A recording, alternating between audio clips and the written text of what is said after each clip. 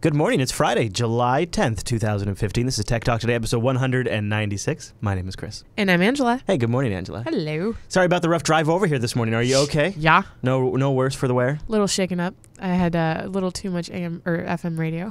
Oh, really? On the way? No. Oh. Just kidding. Overexposed. It was kind of nice. Yeah. I don't really commute. I normally listen to Rainbow Rocks, With because the I have kids in the car. So the radio was a nice, morning talk show. Yeah. Nice break.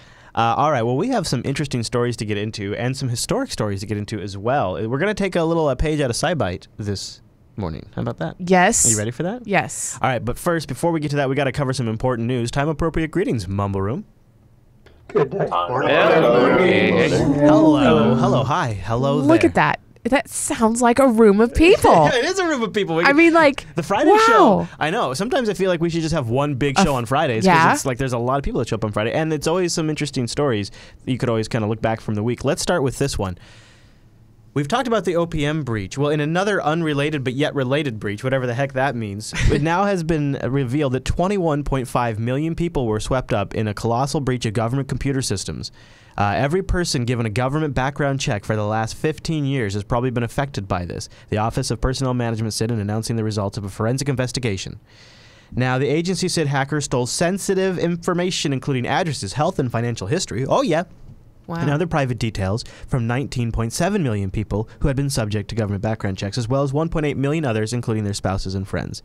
The theft was separate from, but related to the breach revealed last month that we've covered on this show, and TechSnap, that exposed 4.2 million federal employees. What do you think about them numbers, Ange? 21.5 million. So then does identity even matter anymore?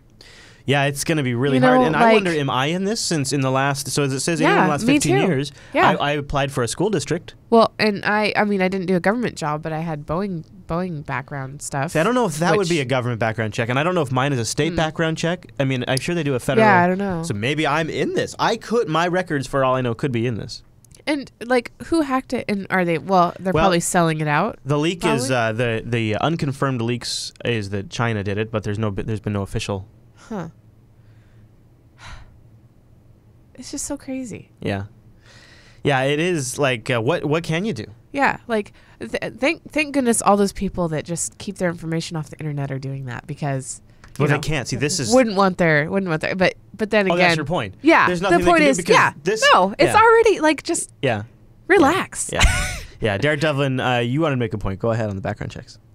Yeah, they just wanted to do a background check as well. What's wrong with that? Yeah, they're just taking a shortcut. The hackers are taking a shortcut, yeah. Well, those guys over there seem to do pretty good work. We'll just check their work and save ourselves the time. Yeah. Oh, jeez. I don't know what to make of it. It does seem like it's not a hacking group necessarily because we're not seeing the data necessarily pop up online, which does kind of lend itself to a state. I on a former Tech Talk Today, we watched a commercial where it said that the viruses could stay dormant for 6 months, and then it could just be that they're just waiting. Yeah, it could be that they could be waiting. Yeah, that way because it's so they don't want to get it tracked back to them. They got to be really careful. But my sense tells me this is probably a state actor. When you want that kind of information, at that level, and at that sustained level, it makes me think it probably is somebody that's got resources to pull that off. I just don't understand what they do with that information. Impersonate people, identity theft. Figure out people's passwords, monitor people. Jeez. Establish network connections about people, data. Data's very valuable. Daredevil, you had a plot twist? Yes. Okay, so the U.S. has been currently reducing its capabilities of retaining through legislative process. What about if we had a foreign company that it's ours, but it's on another soil, so it doesn't matter, that does this attack, gets access, retains the data, and when we delete the data because we're mandated, so we still have it somewhere else. Wow. These are good plot twists. I like it. Yeah. I need a soundboard. Dun, dun, dun. Plot twist. Well, let's talk about government resources and something that this is the SciByte portion of the. You know what we need to do if we're going to do this right? We should bust it out and we should do like a spacecraft update or something like that. What do you think? You want to do one? Okay. Yes. Yeah. We'll do a spacecraft update. All right, this is amazing. This is incredible. So I'm going to give you the background, and then we'll get to the goodies. So you guys probably know about this, at least somewhat.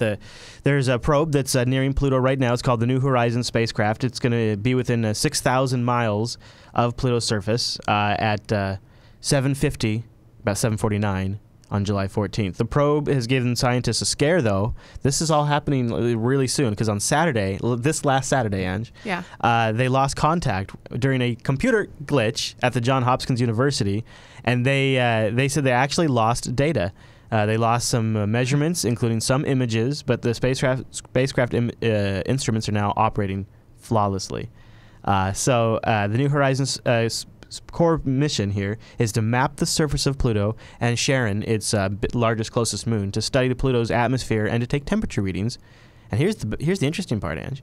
The spacecraft was launched on July 19th, 2006, and it's been hurling towards Pluto. Before then, Pluto wasn't even considered a dwarf planet when they launched it. And so here is one of the NASA scientists, one of the guys involved with this, talking about what they've discovered so far and why he's excited. It's just juicier and juicier. It's amazing. The science team is just drooling over these pictures. If you look at the new pictures now, it's already 5 to 6 times better resolution than what we've been able to get before. And can you imagine that we're actually going to get some images of Pluto that are 100 times higher resolution than these images, coming in from 6 days to 3 days? You're doubling, the. So this right here is a snapshot of the last 3 days, July 1st, 3rd, and then later in July 3rd, towards the end of the day. As they get closer and closer, the resolution's been getting better and better of Pluto. Now we're getting some serious details. We've had previous images that have gotten us the color, and so they're compositing the color images with these. Resolution, 4 times as many pixels across the objects. We're going to start to get more compositional information on Pluto and Charon, trying to to tease out. We're already seeing some of the things that we've seen in the past, but trying to tease out new information, things that we've never seen before, and that's what this mission is really after. We're going to rewrite the book. So this is more than just verifying the stuff you saw earlier was there. Now you're getting into the details that that's there and. Oh yes, I mean, we didn't have any idea really what to expect, hardly at all, and this is it. This is our once-in-a-lifetime opportunity to see it. Enjoy the ride. So pretty neat, and I want to show you the pictures one more time for those of you watching the video version, because this is kind of amazing to see these. We've never seen anything like this. There it is. That's Charon over there, and there's Pluto, and here's a color version of it right there. This is a composite color. And these are from the 8th.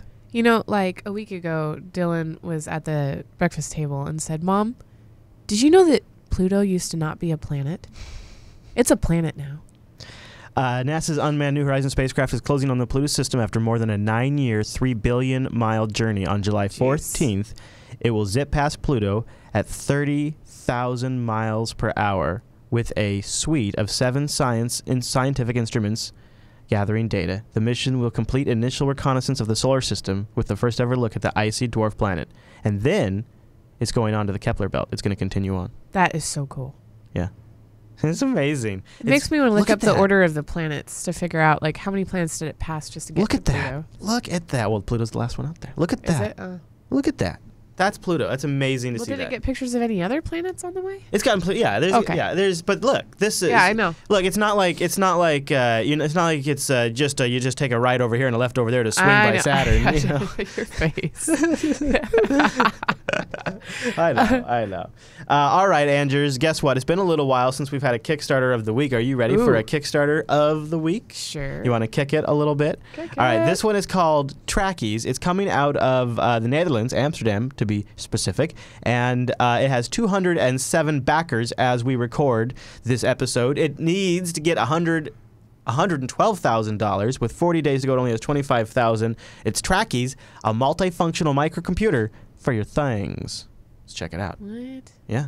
You ready for this? Okay. Hold on, I'm going to unmute. There we go. This looks funny. Meet the Trackies node. A node is a tiny device that forms smart networks to help you find your things, even before you know that they're missing. This is Julie. She's got it all. A dream job, a great apartment, and a boyfriend who thinks the world of her. She's always in a rush and often leaves her phone or other things behind. This is Paul.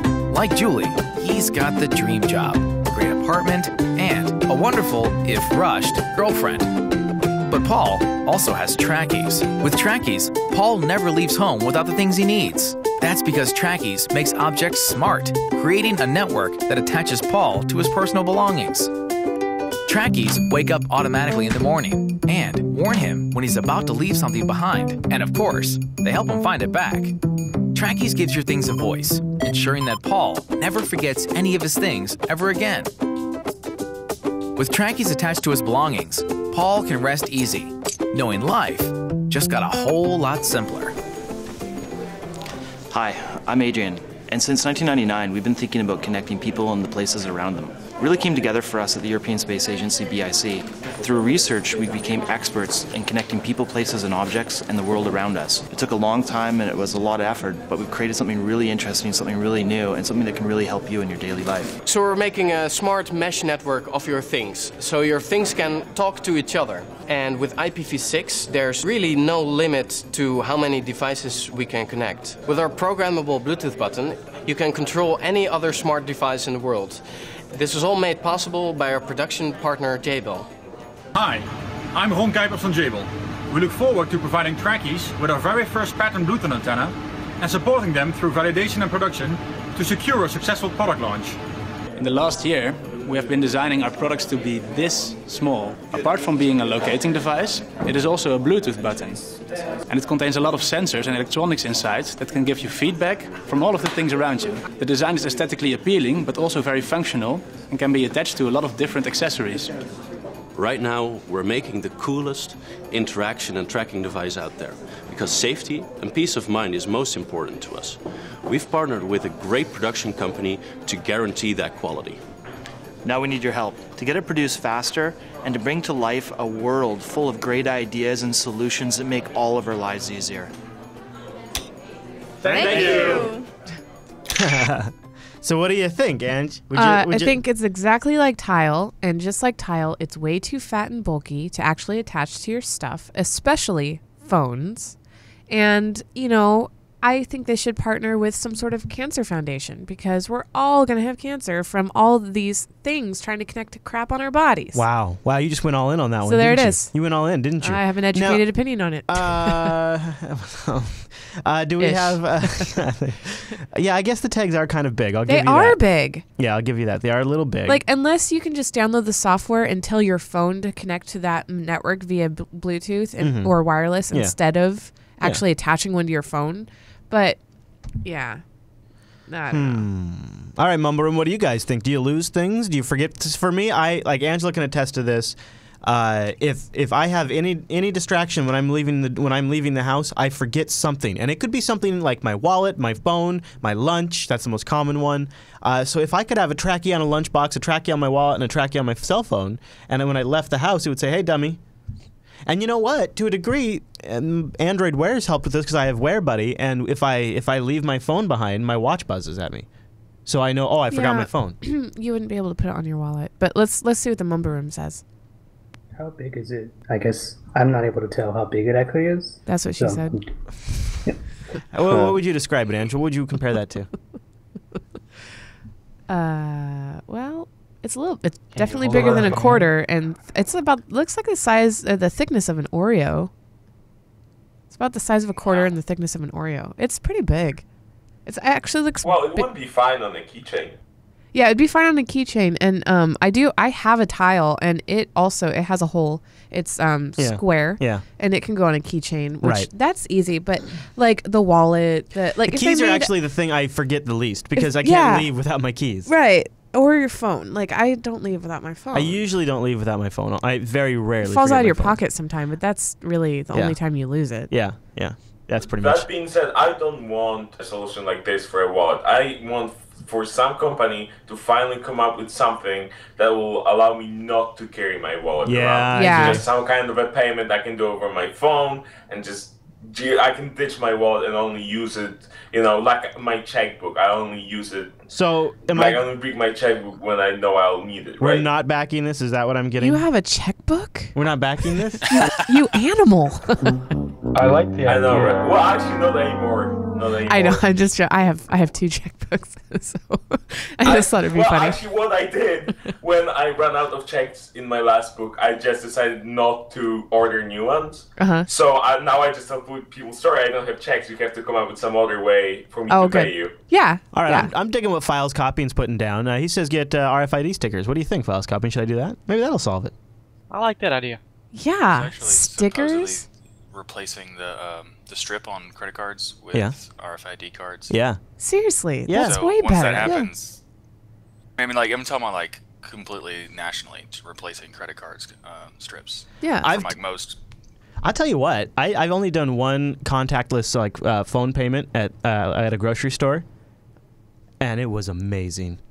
It was amazing. You should have seen his face. It was like disgusted but happy. Like it was amazing. I couldn't believe it. Like, so I'm asking the lady because they just turned it on. I'm asking the lady, so like, what do I do? And before I was done asking her what do I do, the whole thing was done. Yeah, she's like, you're done. And she's like, oh yeah, that's easy. I'm like, yeah, that is. And that fast, right? Yeah, that's what she said. That's what she said. There's a problem with the current systems for authentication. They hold the authentication too long.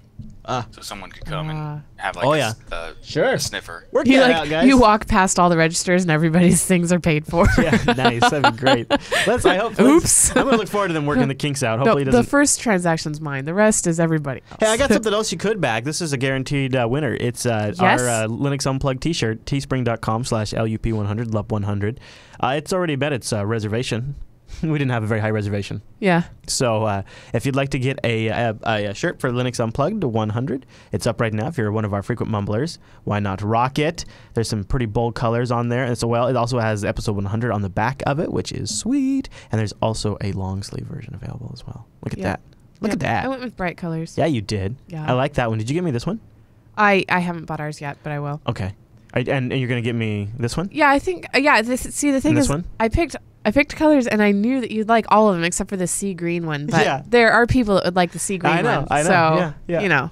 You do know me. Yeah. All right, teespring.com/LUP100 if you'd like to celebrate episode 100 of Linux Unplugged now. And support my creative genius. Because, honestly, I think I did really good on this shirt. I designed it myself. Oh, because you made the LUG white? Yes. That's pretty good. Like, because it reads double. We should probably just actually have the logo like that. Yeah.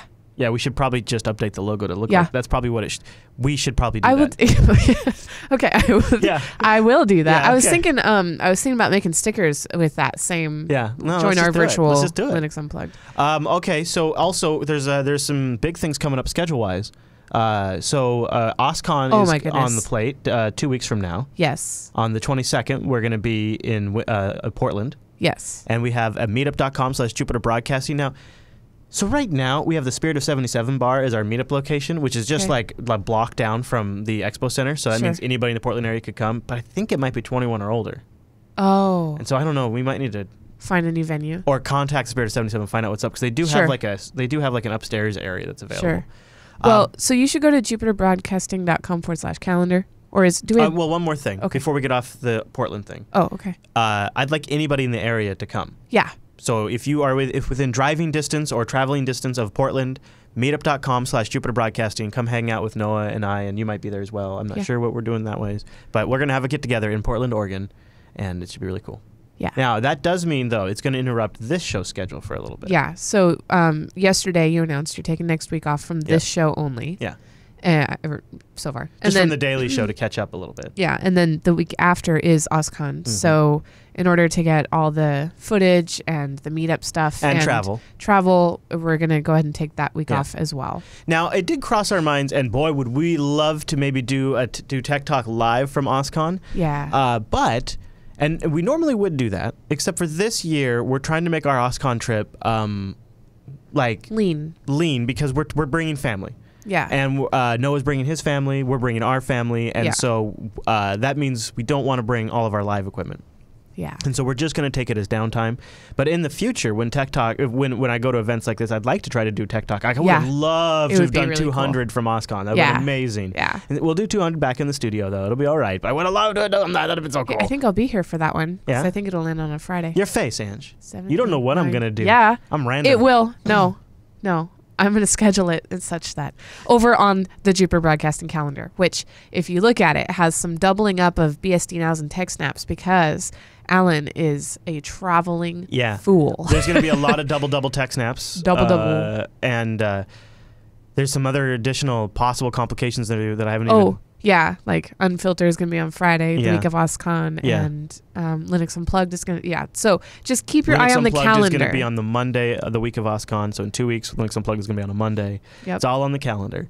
Just to let you know, there are going to be some changes coming up, and this show will be off the air during that run while we're doing all of that to kind of ease up my schedule and give me some room and some breathing room to make that all possible. And then we'll be back on the air once we're back to our regular routines, and we'll get to episode 200. So, and it's all laid out on the calendar. Yep. I'm trying to think there was something else to talk about, but I suppose if it's really critical, we could probably stuff it in this Sunday's faux show. So. Well, faux show summer project. I want to know what you guys are working on. You can email me, angela@jupiterbroadcasting.com. Email a picture or a video link, a link to your video that you've uploaded to YouTube, and your IRC nick. And the show for the awards hasn't been determined, but if anything, I might be able to put it together for this Sunday. But do you have enough submissions? Yeah. Well, we'll talk about it after the show. I don't know, because we told people we'd be gaming too, so we'll figure it out. Yeah. It's a lot going on here at the JB1 studios, but I think it'll be nice to go down to Portland and kind of take that easy. We were really on the fence about doing a show down there, but we decided probably it's best to stick with the original plan. But there's going to be some epic coverage. I think so, yeah. And you'll see it show up in our shows. Yep. All right, well, that'll wrap us up for today. I wanted to play something a little different for our end of show video. And you and I have talked a lot about virtual reality, and sometimes I think you're like, your eyes roll back and you're like, virtual reality, schmality. You don't think it's got any practical application. Gaming, that's it. Yeah. All right. Surgeries, maybe. Yeah, damn it. I wish you hadn't said that. Yeah. That's what I do. Yeah. This is me. Shut up. Just stop talking and let me have my moment. But no, you take it from me. You take it from me. I took it. No, it's fine. Actually, this isn't virtual reality. This is something a little different. Have you heard of augmented reality? No. Show me. Okay, this is cool. So this is augmented reality, and the idea is instead of going into a complete virtual world, you overlay. Oh yeah, no. See, this is what makes me roll my eyes. Okay. All right. Let's take a look. Okay. All right. Here we go. All right, ladies and gentlemen. We'll see you back here in 2 weeks. Pretty sure I've seen this. Don't forget, you can keep the show warm over at techtalktoday.reddit.com. Just visit there, submit stories, keep voting. I'll keep checking in on there. And, of course, the other shows will be continuing on. And jupiterbroadcasting.com/calendar is the place to get all of the latest updates in your local time zone. Thank you so much for tuning in to today's episode. We'll see you soon. And enjoy this look at the future of Microsoft HoloLens. We've been teaching human anatomy the same way for 100 years. Students get a cadaver, then they look at medical illustrations, and it's completely two-dimensional, and the human body isn't. Microsoft HoloLens is a holographic computer that you wear. It enables you to bring your digital world into your real world. At Case Western Reserve University, we are focused on solving problems and creating new knowledge. My job is to teach, and I really think this could impact almost everything that we teach people. With HoloLens, you can see the muscles on top of the skeleton all at the same time. You can bring them in and out and exactly understand where things sit.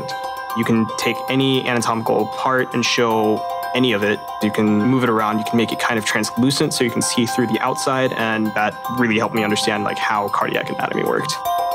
I actually had a moment where I found the aortic valve, and it was the first time that I'd actually seen the aortic valve in relation to all the other anatomical structures. It was a way of seeing it that you couldn't do with an actual heart. I think this will improve students' confidence in learning anatomy dramatically. By creating simulations with the HoloLens that lets them have an experience where they can fail, that would be the best way to learn, because we don't allow people to fail too much in real-life medicine. With HoloLens, you could imagine having a class standing around a model, almost like a tour group in a museum, where they're all interacting completely naturally. I spend a huge amount of time to make sure they become the best professionals, because it's all of our jobs to make the world a better place. Working with Case Western Reserve University to create this paradigm shift so that we can leap together with students into the future of education. we believe that HoloLens is going to enable us to do that. We talked about being able to use it to teach art history. We have an anthropology department too that I think will enjoy this technology. Anytime you change the way that you see things, it changes the way that you understand them. As soon as you can change somebody's understanding, then they can change the way they see the world.